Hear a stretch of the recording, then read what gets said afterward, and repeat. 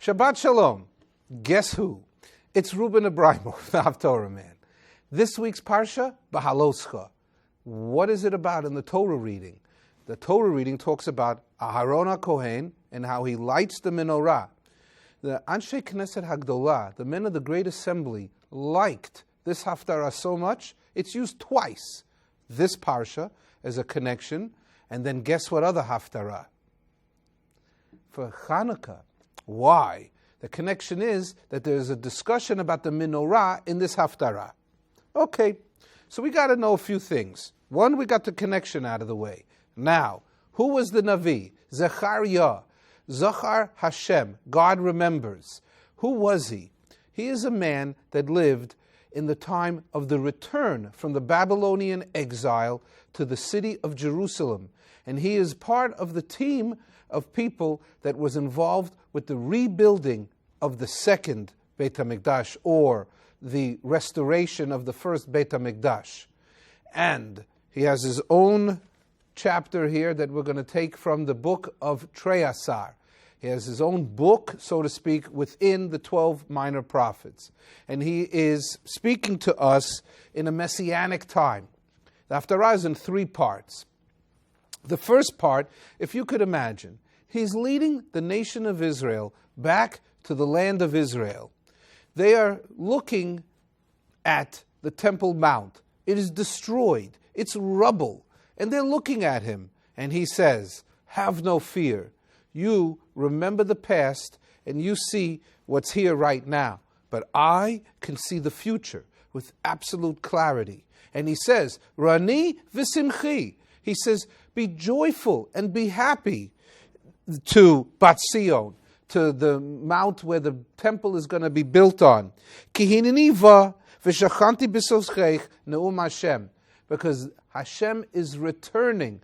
Remember, Yechezkel and Yeshayahu, Ezekiel and Isaiah, both saw God's heavenly chariot lifting itself up and away from the Beit HaMikdash, leaving it vulnerable to Nebuchadnezzar to conquer it and attack it. So now what?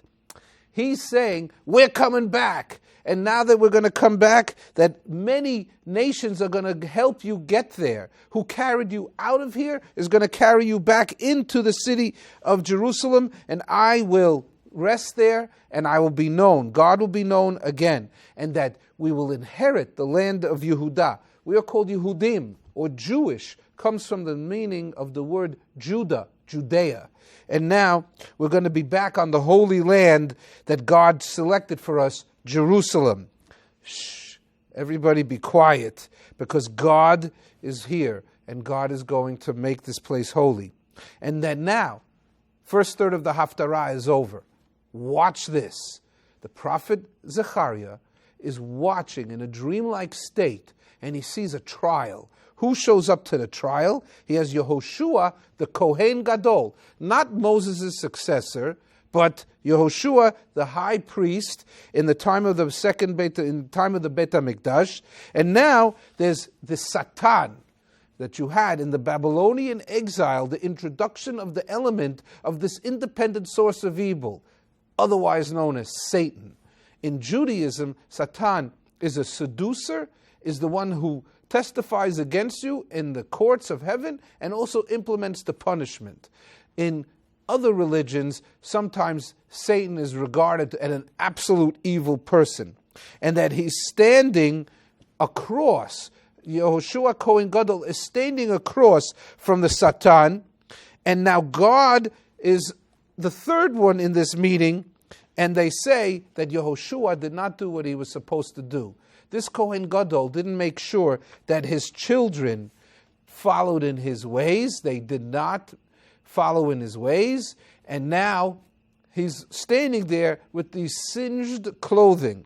And what does it say? Halo zeh ke'ud mutzal be'esh. That you are like this fiery ember. In other words, God never wiped out Israel completely. He made a promise that after Noah's Ark, He's never going to wipe out Israel completely. So now they say that Yehoshua Kohen Gadol, what's going to be? He's being tried in a court case, and he's now been told that I'm going to show you rachamim and mercy.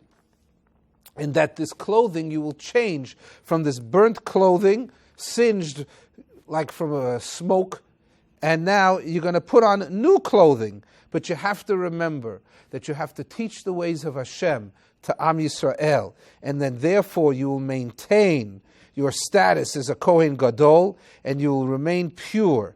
Ki hinei ha'even asher nasati lifnei Yehoshua al even achas shiva einayim. Woo! On one stone there are 7 eyes.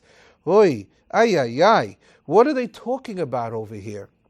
And it says that this is the cornerstone for the Beis HaMikdash, and the eyes are the wisdom and the knowledge. But you say, hey, a stone has 6 sides. What's the 7th side? That is the infinite dimension of God that is not just limited by the physical, it is by the spiritual. And then the Haftorah continues in this 3rd part.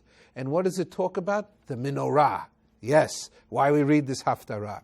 And what does it say? Is that Zechariah sees this menorah, and an angel is asking him, what do you see? And he says, there's a menorah with 2 olive branches, and the oil is going from the olive trees into the menorah, and it is burning. Do you understand what you see, Zechariah? And he says to the angel, I have no idea. I am confused.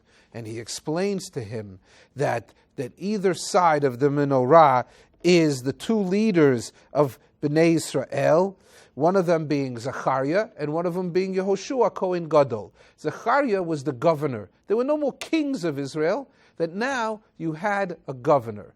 And that now, Haftorah completes by saying that, Lo b'chayil v'lo b'choach, ki im beruchi amar Hashem tzevakot. Guys, you came back to the land of Israel. It's not about muscle. It's not about might. It's not about how many soldiers you have. Ki im beruchi. It is because of the Spirit of God that you're here and you will stay here. Shabbat Shalom. Enjoy the light of the Haftarah.